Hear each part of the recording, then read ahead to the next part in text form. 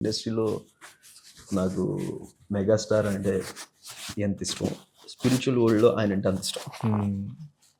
వారు కానీ చాగంటి కోటేశ్వరరావు గారు కానీ అలాంటి మహనీయుల్ని కలవటం అనేది ఒక వరం అండి. ఆయన్ని ఒక సందర్భంలో అదృష్టవశాత్తు కలుసుకున్నప్పుడు ఆయనకి పాడి వినిపించడం అనేది నిజంగా లైఫ్లో మర్చిపోలేని ఒక అద్భుతమైన ఘట్టం అది.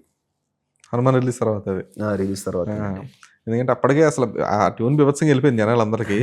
మీరు ఎప్పుడైతే ఈ వర్షన్ పాడారో, నేను వీటికి కాపీరైట్ ఇష్యూస్ కదా, ఇది కొంచెం ఫ్రీ వర్షన్ అనేటప్పుడు ఇది ఎక్కువ నాకు అప్పటి వరకు అది ఎవరు చేశారనే క్వశ్చన్ మార్క్ చాలా మందికి ఉంది. విచిత్రంగా నేను అతని దగ్గర పాడింది బయటకు వచ్చి నేను నా సోషల్ మీడియాలో పెట్టుకుంటే అది చాలా మంది దగ్గరికి వెళ్ళిపోయింది. లైక్ ఆల్మోస్ట్ 1 crore వ్యూస్కి వెళ్ళిపోయింది. అది నేను షాక్లో ఉన్నాను.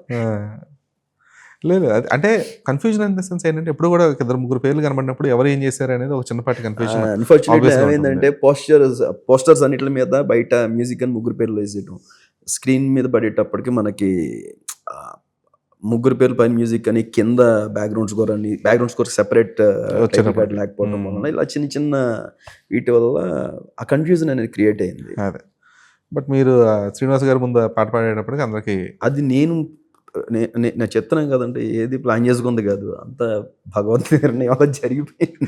ఆయనకి మీరు ఇచ్చిన గురుదక్షిణ అలాగా మీకు యూజ్ అయింది. అది నిజంగా నాకు సాయంత్రం వేళ నిజంగా ఆయన ముందు అలా పాడడం అనేది ఒక మంచి అనుభూతి అండి, లైఫ్ లాంగ్ గుర్తుపెట్టుకునే ఒక అనుభూతి.